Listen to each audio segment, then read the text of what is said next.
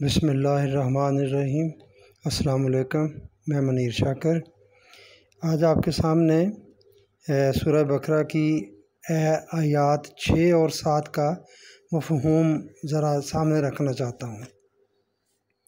بے شک وہ لوگ جنہوں نے ضد، حسد، تکبر، جھوٹی چدراہٹ اور اپنے مفاد پرستیوں کی بنا پر راہ حق اختیار نہیں کی، وہ خود بھی اس راستے پر نہیں چلے اور دوسروں کو بھی اس پر چلنے سے روکتے ہیں۔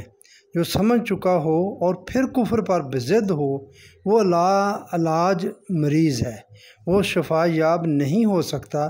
جو محض تعصب اور ہٹ درمی کے باعث دانستہ کفر و نافرمانی کی راہ پر دوڑا جائے، وہاں جبر و قہر کا کیا احتمال؟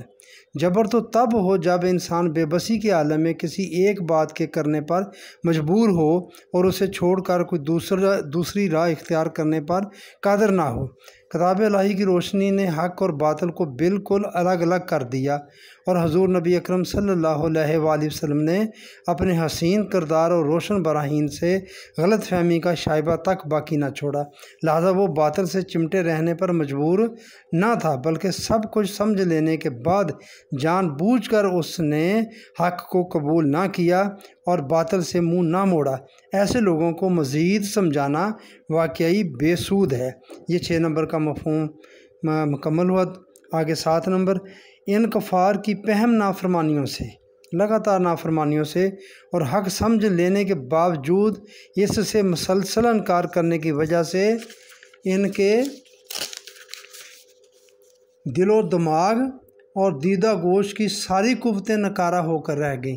یہ اللہ نے نہیں کر دی، ان کی اس وجہ سے نافرمانی، لگاتار نافرمانیوں کی وجہ سے ساری قوتیں ناکارہ ہو کر رہ گئیں۔ تو ان کی یہ محرومیاں نتیجہ ہیں ان مسلسل نافرمانیوں کا، اور طبعی اثر ہے ان کی ہٹ درمی اور تعصب کا۔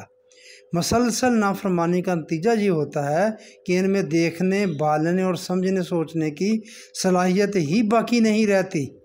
ان کے دل پہلے سے مہر شدہ نہ تھے، بلکہ ان کے پہم کفر و انکار اور اس پر ان کے شدید اصرار کی پاداش میں انہیں اس نعمت سے محروم کر دیا گیا۔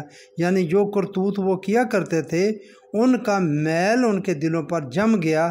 دل کے آئینہ کا سیاہ اور مقدر ہو جانا اپنے برے اعمال کا ہی نتیجہ ہوتا ہے۔